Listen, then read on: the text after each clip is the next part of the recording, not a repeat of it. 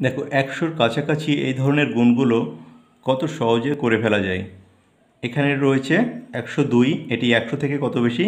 এটা 100 থেকে 2 বেশি। 106, 106 100 থেকে 6 বেশি। তাহলে এই দুটোর গুণফল কী হবে? জাস্ট এই সংখ্যা দুটোকে গুণ করে দাও, দিয়ে ডান পাশে বসাও। 6 × 12। আর কি করবে? এইটার সাথে এটা অথবা এটার সাথে এটা যে কোনো একটা যোগ করে দেবে। তো এটার সাথে আমরা এটা যোগ করলে 106-এর সাথে 2 যোগ করলে 108, এটাকে বাম পাশে লিখে দেবে। এটাই উত্তর। আরও একটা দেখো, ধরো 103-কে 108 দিয়ে গুণ করব। এখানে এটা তাহলে 3 বেশি, এটা 100 থেকে 8 বেশি। এই দুটোকে জাস্ট গুণ করে ডান পাশে বসাবো। 3 8 24।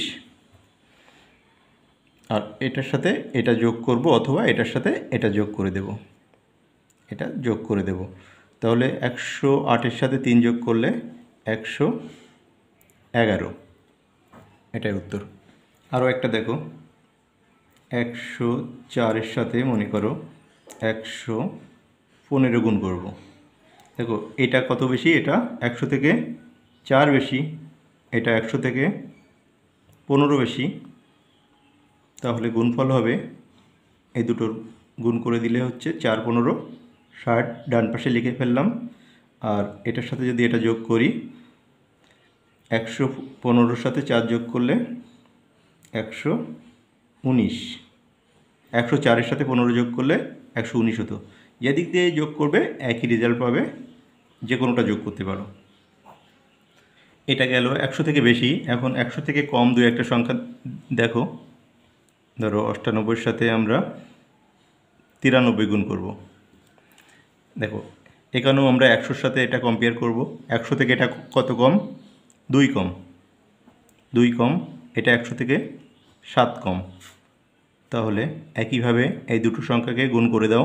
7 × 14। 14 ডান পাশে বসালাম। আর কি করবে? এটা থেকে এটা বিয়োগ করে দেবে অথবা এটা থেকে এইটা বিয়োগ করে দেবে, যে কোনো একটা।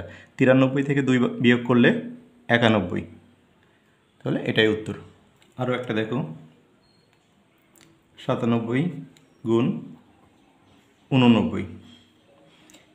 97 100 থেকে 3 কম, 89 100 থেকে 11 কম।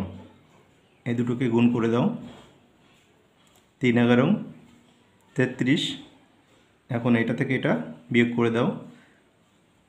79 থেকে 3 বিয়োগ করলে 86। এটাই উত্তর। এভাবে খুব সহজেই আমরা 100 থেকে বেশি অথবা 100-র কাছাকাছি সংখ্যাগুলোর গুণ করে ফেলতে পারবো।